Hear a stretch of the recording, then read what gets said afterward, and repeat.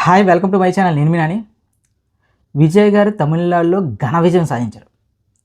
So ఇప్పుడు ఆంధ్రలో పరిస్థితి ఎలా ఉందంటే, ఊళ్ళో పెళ్ళికి కుక్కల హడావిడి అన్న టైప్‌లో విజయ్ గారు ఓకే. యెస్, చాలా పెద్ద విజయం.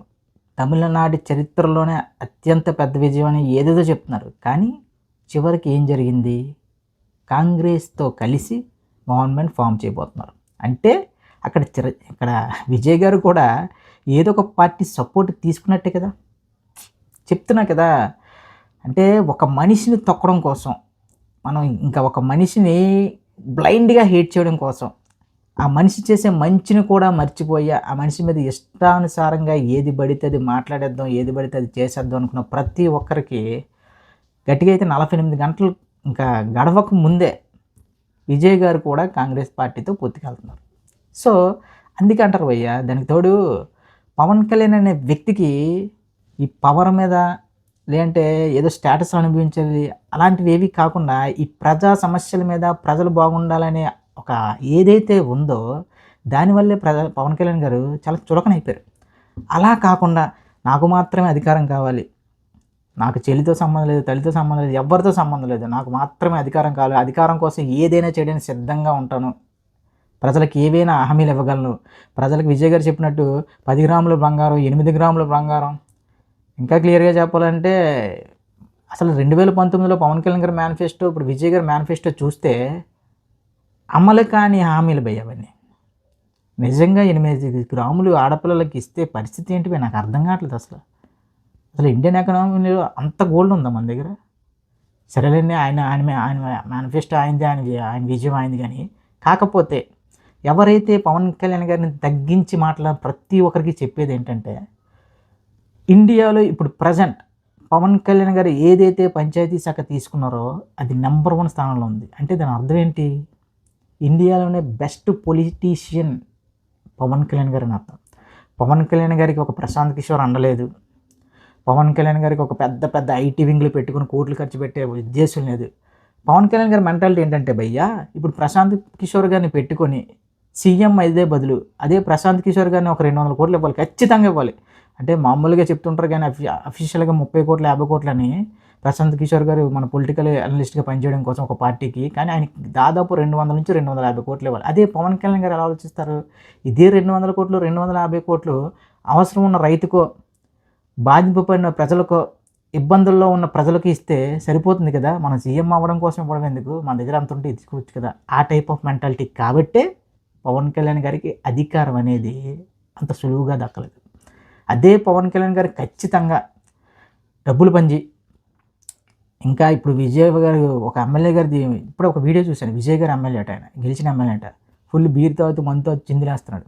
సో అలాంటి క్యాండిడేట్లకి, బాగా బలిసిన క్యాండిడేట్లకి, అంటే ఇప్పుడు ఎవరైతే అసంతృప్తితో ఉంటారో టీడీపీలోని లేదంటే మన వైసీపీ పార్టీలో అసంతృప్తితో బాగా డబ్బులున్న క్యాండిడేట్‌ని తీసుకొచ్చి ఒక పార్టీలో, జనసేన పార్టీలో చేర్చుకొని 2019 ఎలక్షన్‌కి గాని ఎళ్ళుంటే పవన్ కళ్యాణ్ గారికి నిజంగా 2019లోనే అధికారం వచ్చేసేది. కానీ అధికారం వచ్చేది, గెలిచేవారు. కానీ ఆయన అనుకున్న సిద్ధాంతానికి అది వ్యతిరేకం. ఒక నమ్మిన సిద్ధాంతం కోసం నిలబడిన నాయకుడు పవన్ కళ్యాణ్ గారు. ఇలా ఎందుకు చెప్తున్నానంటే అన్న, ప్రతి ఒక్క నాయకుడు చెప్పేది అదే. ఇప్పుడు విజయ్ గారు కూడా చెప్పేది ఏంటంటే, కరప్షన్‌కి అగైనిస్ట్‌గా నేను ఈ పాలిటిక్స్‌లోకి వచ్చాను. అలా మాట్లాడిన వ్యక్తి, కాంగ్రెస్ పార్టీ అనే పార్టీ ఇప్పుడు ప్రెజెంట్ ఇంత లోలో ఉండడానికి, ఇంత అధపాతాళానికి వెళ్ళడానికి కారణం ఏంటి? ఆ కరప్షనే. సో అలాంటప్పుడు నేను కరప్షన్ ఫ్రీ చేస్తానన్న వ్యక్తి మళ్ళీ ఆ కరప్షన్ మరకలు ఉన్న పార్టీతో ఎలా కలుస్తారు? అంటే అధికారం కోసం ఏదైనా చేస్తాం. సో అలాంటి వ్యక్తికి మనవాళ్ళు అంటే కొంతమంది కేవలం పవన్ కళ్యాణ్ గారి మీద ద్వేషంతో, యెస్, పవన్ కళ్యాణ్ గారి మీద ద్వేషం ఖచ్చితంగా ఉంటుంది. ఎందుకంటే ఒక 155 సీట్లు ఉన్న పార్టీని 11 సీట్లు తేవడం అంటే ఎవ్వడికైనా ఒళ్ళు మండుతుంది. పాపం ఒక సామ్రాజ్యాన్ని కట్టుకుంటే, ఆ సామ్రాజ్యాన్ని కూలదోస్తే, అవినీతితో కట్టుకున్నారో లేదంటే మంచి విషయాలతో కట్టుకున్నారో, ఎలా కట్టుకున్నారో అలాంటి సామ్రాజ్యాన్ని తోలజేస్తే ఎవరికైనా ఉంటుంది. సో ఇప్పుడు వాళ్ళకి ఈ అవకాశం రావడం. ఇప్పుడు మన పార్టీ ఏమో 11 సీట్లకి పడిపోతే, ఎవరో గెలిస్తే మనం ఇక్కడ సెలబ్రేట్ చేయడం ఏంటి? ఎవరు సెలబ్రేట్ చేయాలి? కామన్ ప్రజలు సెలబ్రేట్ చేయాలి. ఇంకా కొన్ని ఏరియాల్లో చాలామంది ప్రజలు ముందుకొచ్చి విజయ్ గారికి సపోర్ట్ చేస్తూ బ్యానర్లు వేస్తున్నారు. అది నిజంగా హర్షించాల్సిన విషయమే. ఎందుకంటే ఇది ఒక గొప్ప విజయం. కానీ ఒక రాజకీయ పార్టీ డిబేట్లు పెట్టి మరి వాళ్ళ సొంత ఛానల్లో పవన్ కళ్యాణ్ గారిని కించపరుస్తూ మన విజయ్ గారిని చూపించడం అనేది చాలా అంటే చాలా తప్పు.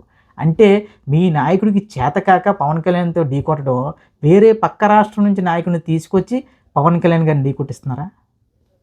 ఇలా అంటూ మాట్లాడుకుంటూ వెళ్తే భయ్యా అది అవ్వదు భయ్యా. పవన్ కళ్యాణ్ గారు ఎప్పటి వరకు కూడా నేను చెప్తున్నా కదా, ఒక వ్యక్తిగా, ఒక రాజకీయ నాయకుడిగా ఆయన స్టేటస్ కానీ, ఆయనకున్న పరిణితి కానీ నాకు తెలిసి ఇండియాలో ఏ రాజకీయ నాయకుడికి లేదు. పవన్ కళ్యాణ్ గారు అహానికి పోయి ఉంటే ఇప్పుడు ఆంధ్రప్రదేశ్ రాష్ట్ర పరిస్థితి వేరేలా ఉండేది. ఇప్పటికీ కూడా మన రాష్ట్ర రాజధాని ఏంటి అనేది చెప్పుకునే పరిస్థితి గత 10 ఏళ్లలో ఇప్పుడు కలిగిందంటే ఎంత దౌర్భాగ్యం. ఎప్పటి నుంచో పోరాడుతున్న విశాఖ రైల్వే జోన్ ఈ సంవత్సరం రావడం ఏంటి? స్టీల్ ప్లాంట్ ఎప్పుడో ప్రైవేటీకరణ అవ్వాల్సిందే ఆగడం ఏంటి? ఇలా చెప్పుకుంటూ పోతే పవన్ కళ్యాణ్ సాధించిన విజయాలు కోకొలలు. ఇవన్నీ ఎందుకు సాధ్యమయ్యాయి? పవన్ కళ్యాణ్ అనే వ్యక్తి తగ్గించుకొని నా రాష్ట్రం బాగుండాలి నేను కాదు అని నమ్మాడు కాబట్టే ఇవన్నీ ఇప్పుడు జరుగుతున్నాయి మన రాష్ట్రానికి. సో మళ్ళీ చెప్తున్నా, పవన్ కళ్యాణ్ అనే వ్యక్తి మీద ఒక మహా అయితే ఒక 2 రోజులు 3 రోజులు ఏడుస్తారు, 4 రోజులు ఏడుస్తారు. కానీ అలా ఏడ్చిన ప్రతి ఒక్కరికి వితిన్ 1 వీక్లో సమాధానం ఇస్తారు పవన్ కళ్యాణ్. మీరు గతం చూసుకోండి, గతంలో మీరు చూసుకోండి. ఇంకా ముఖ్యంగా తమిళనాడు రాజకీయాల్లో ఒక రవిప్రకాష్ గారు కానీ, ఒక ప్రకాష్ రాజ్ గారు కానీ, ఇంకా కొంతమంది ఉన్నారు, మన ఒక కత్తి మహేష్ లాంటి వాళ్ళు కానీ చనిపోయారు కానీ ఎక్కడ ఉందో తెలియదు. కానీ కొంతమంది ఇంకా ఒక రోజా గారు లాంటి వాళ్ళు కానీ, లేదంటే మన శ్రీరెడ్డి లాంటి వాళ్ళు కానీ లేకపోవడం నిజంగా వాళ్ళు చేసుకున్న అదృష్టం. అలాంటి వాళ్ళందరూ మన తెలుగు రాజకీయాల్లో అసలు సమస్యల మీదే మాట్లాడకుండా పవన్ కళ్యాణ్ గారినే టార్గెట్ చేస్తూ, ఇక్కడ పవన్ కళ్యాణ్ గారి మీదే పేరు జపం చేస్తూ ఆయన ఎంతో డ్యామేజ్ చేద్దాం అనుకున్నారు. కానీ ఇప్పుడు ఏమైంది? చివరికి వాళ్ళు కనిపించకుండా అడ్రస్ లేకుండా పోయారు.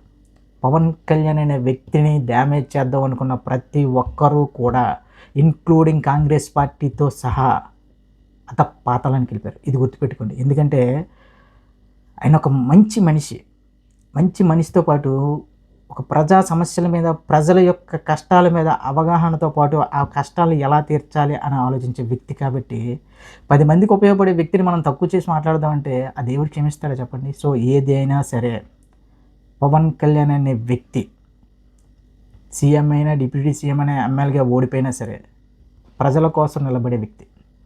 ఇదే పవన్ కళ్యాణ్ గారు నిజంగా అధికారమే కావాలి అనుకుంటే ఓపెన్ డోర్స్ పై కాంగ్రెస్ పార్టీ అలా చేసే ప్రసక్తి లేదు.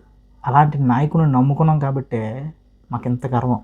ఎస్, విజయ్ గారు 100% తోపు, మామూలు తోపు కాదు. ఎందుకంటే అక్కడ ఒక రజనీకాంత్ గారికి, ఒక కమల్ హాసన్ గారికి కూడా చేతకాని విషయాన్ని తీసుకొచ్చి ఇప్పుడు ఒక ప్రపంచంలో గెలిచారు. అయినా సరే ఒక పక్క పార్టీ సపోర్ట్ తీసుకుని, అది కూడా ఒక కాంగ్రెస్ పార్టీ లాంటి పార్టీ సపోర్ట్ తీసుకొని ఆయన మళ్ళీ సీఎం పెట్టడం అనేది ఇది ఎంతవరకు కరెక్ట్? మనం ఎవరికైతే ఎలివేషన్లు ఇచ్చామో, మన నాయకుడిని ఎవరైతే 17 నెలల పాటు జైల్లో పెట్టారో అలాంటి వ్యక్తి, అలాంటి పార్టీని ఇప్పుడు విజయ్ గారు స్వయంగా తన పార్టీలో కలుపుకొని అధికారాన్ని చేజించుకోవడం అనేది నిజంగా ఇప్పుడు మరి వీళ్ళు ఏం మాట్లాడతారు? ఇప్పుడు కాంగ్రెస్ పార్టీకి వీళ్ళు కూడా సపోర్ట్ చేస్తారా? వీళ్ళే కదా అన్నారు కాంగ్రెస్ పార్టీని సోనియా గాంధీ గారికి కూడా తల వంచిన నాయకుడు మా నాయకుడు అని చెప్పి. సో అలాంటి వ్యక్తి ఇప్పుడు ప్రజెంట్ అంటే మన నాయకుడికి చేతకాక ఎక్కడో గెలిచిన వ్యక్తిని, ఎక్కడో తమిళనాడులో గెలిచిన వ్యక్తికి ఎలివేషన్స్ ఇస్తూ పవన్ కళ్యాణ్ గారిని తక్కువ చేస్తున్నారంటే అది నిజంగా, అంటే మీరు నిజంగా to be frank Pawan Kalyan అనే వ్యక్తిని మర్చిపోదాం అనుకున్న ప్రతిసారి వీళ్ళే ఏదో కాంట్రవర్సీ చేసో, ఇది చేసో, అది చేసో జనాలు నానేలా చేస్తారు.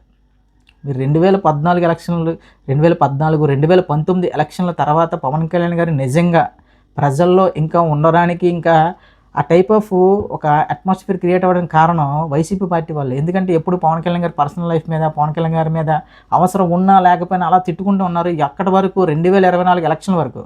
ఈ గ్యాప్లో ఏం చేశారో, వాళ్ళు ప్రజలకు ఏం చేశారో చెప్పుకోవడం మర్చిపోయారు.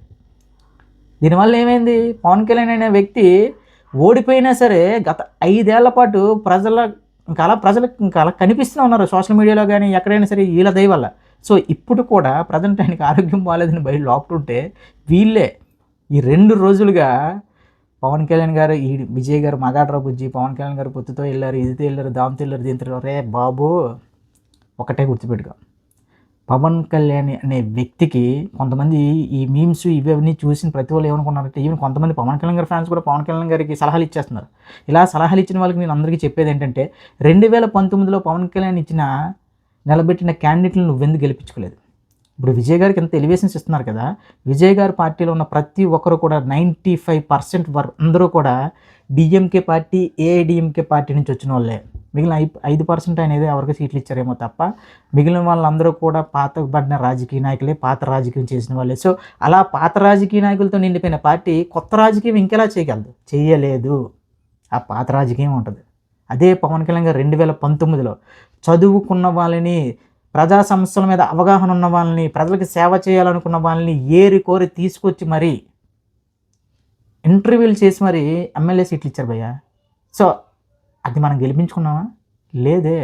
అందుకే పవన్ కళ్యాణ్ గారు కూడా నా రాష్ట్ర పరిస్థితి అధోగతి పాలవుతుంది, ఇదే రాజకీయం కానీ ఇదే ప్రభుత్వం కానీ కొనసాగితే నా రాష్ట్రం కొన్ని సంవత్సరాల పాటు వెనకబడిపోతుందని మేల్కొని, నా పవర్ కాదు ముఖ్యం, నా ప్రజా సమస్యలు, నా ప్రజలే ముఖ్యం, నా ప్రజలు బాగుండాలి, నా రాష్ట్రం అభివృద్ధి చెందాలని చెప్పే 2024లో ఆ స్టెప్ తీసుకున్నారు.